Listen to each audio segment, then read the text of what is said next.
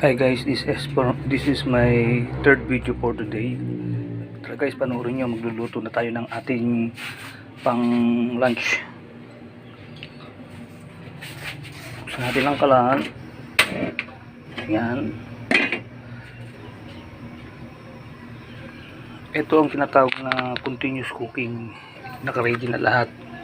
Ayan. Kasi ganun pang tuloy-tuloy. Balik ako ng mantika. Tatansyahin ko na po yung mantika na yan na maipipirito ko yung hotdog tsaka panggisa matitira. Kasi hotdog muna sa anak ko Tapos yung pinagpirituhan ko dyan na lang din po ako magigisa para isang kawali lang tipid sa hugas ng pag mainit na yan, ihuhulog ko na tong hotdog ng bunso ko. Actually guys, pinakuluan ko na to kanina para po matanggal yung, di ba, yung iba pinakukuluan lang yung longganisa. Ako po, yung hotdog pinapakuluan ko po kahit sandali lang, siguro kahit mga isang minuto. Para po medyo matanggal yung, kasi meron kasamang yung parang yung para matagal masira, yung MSG, yung parang ginagamit din sa bangka, yung formalin. Alam mo yun para nagtatagal ang karne ng mga frozen food. Anuhan nyo ng kulo kahit sandali lang, kahit 1 minute lang, para medyo yung, tapos yung nagpakuluan, di itapon nyo na lang, tapos o kaya ilagay nyo sa pagkain ng aso nyo, lagyan nyo ng konting asin para pandagdag sabaw ng ulam ng aso. Ayan, ganyan pong ginagawa ko dyan. Pinakuluan ko na po kanina yan, medyo pinalambot ko. Minsan kinakain, pwede rin nyo pong kainin ng kahit di na pinipirito para magiging style sausage yan, yung lalambot. Ganyan lang naman ang paggawa ng sausage papakuluan nyo ng matagal ang hotdog, magiging sausage.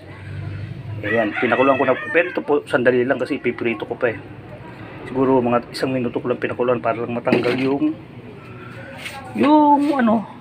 MSG niya. Tapos ito, pinansya ko yung mantika na gagamitin ko mamaya pag naggisa ako ng gulay. Sa amin siguro ng misis ko, magpipirito na lang ako ng tuyo. Sa anak ko, gulay at hotdog. Ito po yung hotdog niya. Kailangan yung medyo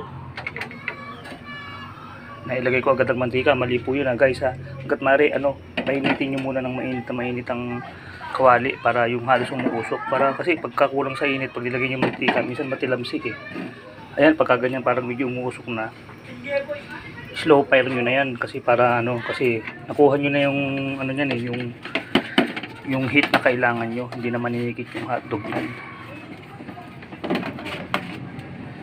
Diba? Hindi naman nilipit yan kahit pagalaw-galawin yung ganyan. Nakuha nyo na yung temperature ng heat na kailangan ng hotdog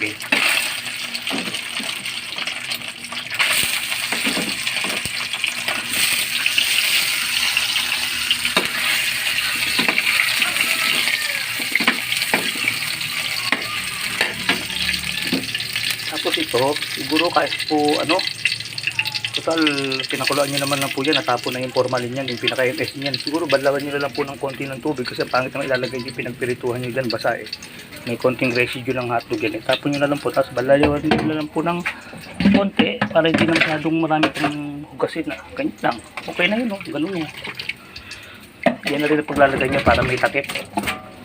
Ito yung mga prepare na susunod na iluluto ko, naka-ready na yan, yung bawang, yung sibuyas. Medyo lakasan na yung konti apoy pagka nararamdaman yung bumabagal ng pagluto. Ganun lang naman ang pagluluto, lakas hina ng apoy. Pagtansya yung parang nasusobrahan, hinaan ng apoy. Pagtansya yung kulang, lakasan yung apoy.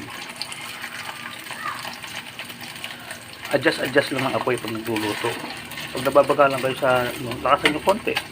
Pag naman parang sobra na, hinaan nyo. Ayan. Pagka yung medyo lumobo na balat niyan, okay na yun. Minsan ang ginagawa ko po dyan, konting mantika lang para magiging smoky lang, yung pauusokin, yung usok na halos ng mantika, yung halos walang mantika, saka ko ilalagay ang hotdog, kasi may sariling mantika naman ang hotdog basta mainit ang kawali, hindi maninikit yan, lalo na ang gamit ko yung tipal, yung mga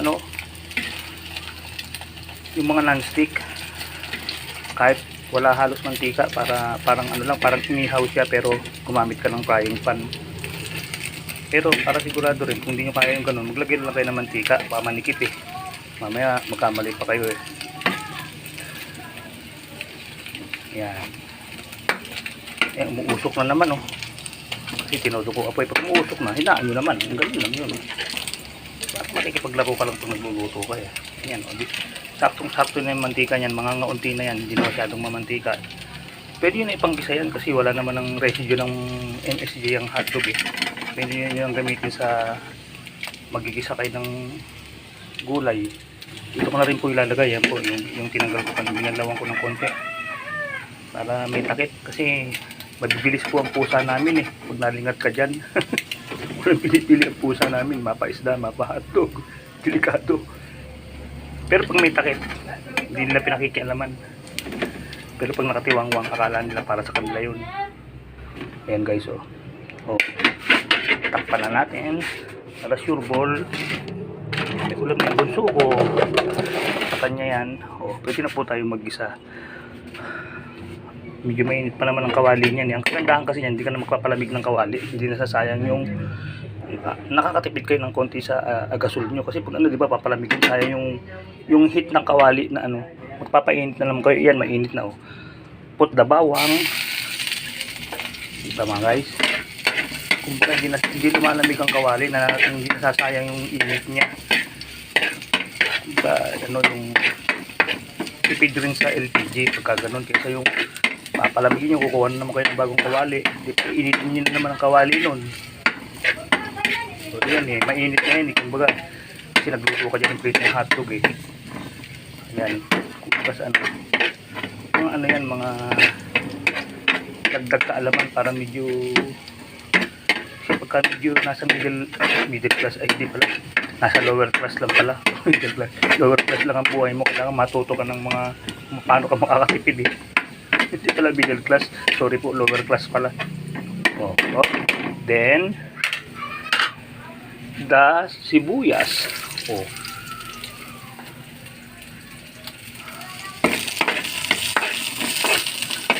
Tapos yung pampainal po yung gigisa nyo naman yung sardinas na titanggalin nyo na po ng sabaw para po hindi matilamsik. Hinaan nyo muna po ang apoy pag ilalagay nyo yung sardinas kasi matilamsik yan eh pag ano eh, para hindi masyadong matilamsik. Hihinaan nyo apoy yan para hindi matilamsik ang ano yung ano. Ayan, pag muna rito mga guys ha. O yan, yung sardinas na tinanggalan ng sabaw kasi matilamsik. Tatanggalin niyo po ngayon yan o medyo matilamsik pa, may wala ng sabaw yan. Bilisan nyo ang mag-isa para yung pagtilamsik niya maunahan nyo. Matilamsik eh, mararamdaman nyo may konting-konting, may mga bahagyang purot sa mga kamay mo, yung talsik ng mantika eh. Bago ka palang nagluluto, iindahin mo yun yung mga tilatilamsik na gano'n. Pero kung ano, nagluluto ka na, naano mo na yun, yung kukuha na mo na yung mga technique para hindi ka napapaso-paso. Ganyan lang. Bisa nyo ng konti yung medyo, yung, pagka ganyan medyo hindi na tumitila-tilasik, parang ano, na-dry nyo na yung katas niya, yung pinaka sauce niya, na-dry nyo na. Hindi na siya matilamsik masyado. Medyo, ano nyo, yung madadry siya para hindi malansa.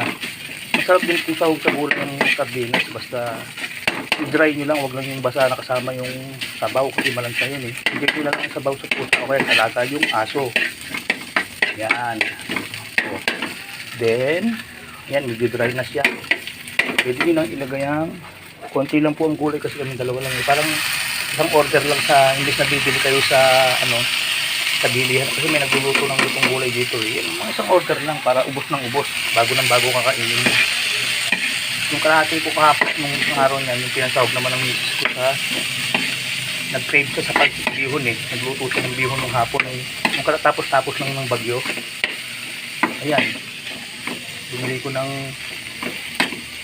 kalahating kilo. Kalahati lang nilagay niya. Yung kalahati niya eh, bigis ako. Hindi may gulay kami. Po kasi kada kain laging may gulay. Kahapon naman ang ginawa niyang gulay naman yung mga puro palaga, yung mga talong, okra. Inunin niya naman sa inihaw na tilapia, tinerna niya. Siya kahapon ng cook eh. Ngayon ako naman siya muna bantay doon. Hindi niya trip magluto ngayon eh. Trip niya magdudut-dut ng cellphone eh. Ganun lang po eh. Kung ano yung hindi niya ginagawa, ayaw niyang gawin, yun ang gawin niyo. Yun ang mga matitigas na lalaki. Yung yung mga ayaw ng misis nyo, yung mga paggagawin nyo, di ba? Yung mga gusto ng, yung iba malalambot, yung ginagawa nila, yung kung ano yung gusto ng asawa nila, yun ang ginagawa nila. Ako hindi, yung ayaw ng misis ko, yun ang ginagawa ko. Ayaw niya magluto, eto, nagluto ako. Joke lang po ah. Yung ayaw niyang gawin, yun ang gawin nyo. Gusto nyo magdudot ng cellphone ko, magluto kayo. Para smooth, walang away. Papasensya ka na nga nagkakaroon pa minsan ng mga hindi maiwasang away. Paano pa kaya pag di ka nagpasensya, ano pa kaya ang kalalabasan nyo? Kumbaga lahat ginagawa mo na nagkaaway pa kayo lalo na pag di ka nagpasensya, di ba?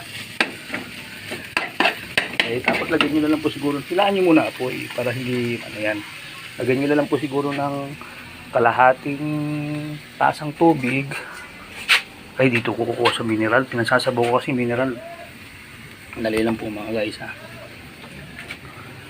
Makikita, sandali lang po mga guys ha.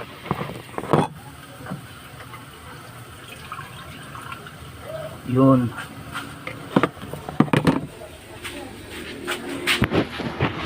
Po mga guys, konting tubig yan. Yung kalahating tasang ano lang yan, yung mineral. Konti lang ilalagay nyo para hindi masarap na gulay, marami sabaw eh. Habang natutuyo yan, mag-juice pa yung gulay, magkakaroon pa ng juice yan eh. Yung ano lang ba, yung yung lasa niya lang talagang natural na katas ng gulay tsaka ng sardinas. Kasi minsan marami sabaw, ano eh. Hindi masarap. Masarap din po yung may sabaw sa ano, sa depende sa luto. Halimbawa, bulang lang o kaya yung dininding, yung lutong Ilocano, yun, talagang yun, may sabaw yun. Lalagay, uhulugan nyo ng mga yun, yung alam mo yung gulay na parang uod, masarap yun eh. Parang kala mo uod na hinuhulog ang mahal ng kilo na ewan ko, yung mga Ilocano, alam yun eh. Yung parang pahabaga doon, nakala mo higad, at sarap pala nun pagka ginugulay. Ganon, yun, mga laglag lang ng laglag yun, talong, ano, ilalaglag nyo lang doon. Yun, pwede yun, talaga yun, mayroong kunting may sabaw yun. Pero yung ganitong mga gisa, habang natutuyo yan, pwede nyo nalakasan ng kape pag nailagay nyo na yung kalahating taas ng tubig. Ayan, o, ayan. Ganyan na, hanggang sa medyo matuyo-tuyo ng konti yan, medyo madry. May matitira siya sabaw, pero hindi masyado. Huwag lang masyadong tuyo-tuyo. So sige guys, hanggang dito na lang po. Third video ko na po ito. Gaya po ng dati, kuya mga vlog, keep safe, keep healthy, always trust God. Maraming salamat po sa Diyos. Always trust God. Bye-bye po mga guys. Ito na pala yung nag-result ng luto ko. Ayan, ito po yung gulay. Ayan po. Hindi ko nasabi sa inyo. Bahala na po kayo. Lagyan nyo na po ng konting toyo, bechin, tsaka patis. Iba yun, hindi ko na sinama sa video yun. Alam nyo na yung gagawin nyo ron. Ayan po. Lagyan nyo ng pamintang, paminta na durog, diba? Tapos, ito po yung tuyo para sa amin. Tapos ito po, nakasain rin ako. Ayan po. Tapos ito naman sa ulam ng aking bunsong anak na tumutulong sa amin para kami makaraos. Kailangan lagi may pagkain yun. Ayan po, ulam niya. Ito sa amin yung tuyo ng misis ko tsaka gulay ito. At least parang kaysa bumili ka pa ng isang order na gulay, magkano rin ang gulay ngayon? Isang order 50 gulay-gulay lang naman. Sabi ko pag gulay lang sawagan na lang natin ng sardinas, okay na rin yun. Ganun lang po mga guys. Ayan, mga guys, pahabol lang po ito ha. Okay na po, bye bye po. Bye bye po mga guys, salamat po sa Diyos.